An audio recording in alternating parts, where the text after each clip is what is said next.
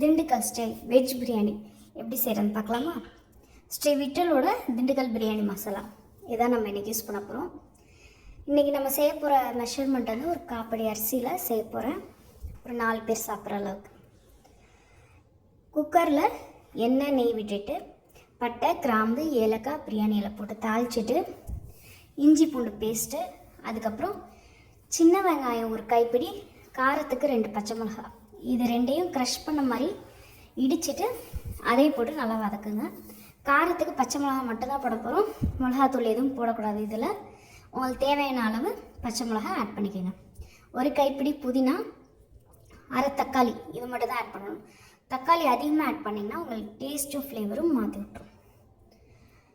தக்காளி ஆட் பண்ணலைன்னா கூட உங்களுக்கு அவ்வளோ டிஃப்ரென்ஸ் தெரியாது. அப்புறம் தேவையான அளவு கல்லுப்பு போட்டுக்கோங்க. பிரியாணி மசாலா 1 ஸ்பூன் ஆட் பண்ணியிருக்கேன். உங்களுக்கு தேவைன்னா 1.5 ஸ்பூன் ஆட் பண்ணிக்கலாம். நான் மைல்டாக செய்கிறனால 1 ஸ்பூன் மட்டும் ஆட் பண்ணியிருக்கிறேன். மசாலா நல்லா எண்ணெய் பிரிஞ்சு வர அளவுக்கு நல்லா வதக்கிக்கோங்க. அதுக்கப்புறம் நம்மளுக்கு தேவையான காய்கறி போட்டுக்கலாம். நான் இன்றைக்கி யூஸ் பண்ணியிருக்கிறது பட்டாணி, உருளைக்கிழங்கு, கேரட், இது 3 தான் எடுத்துருக்கிறேன். இதை போட்டு நல்லா வதக்கிட்டு தண்ணியோட ரேஷியோ வந்து 1:2 இந்த அளவு போட்டுக்கோங்க. 2வது அரிசிக்கு உள்ள தண்ணியும் யூஸ் பண்ணிக்கோங்க. அது வந்து இந்த பிரியாணிக்கு நல்ல ஃப்ளேவர் கொடுக்கும். அப்புறம் ஒரு 1/4 எலுமிச்சம்பழம் மட்டும் யூஸ் பண்ணிக்கோங்க. டேஸ்ட்டை வந்து என்ஹான்ஸ் பண்ணி கொடுக்கும்.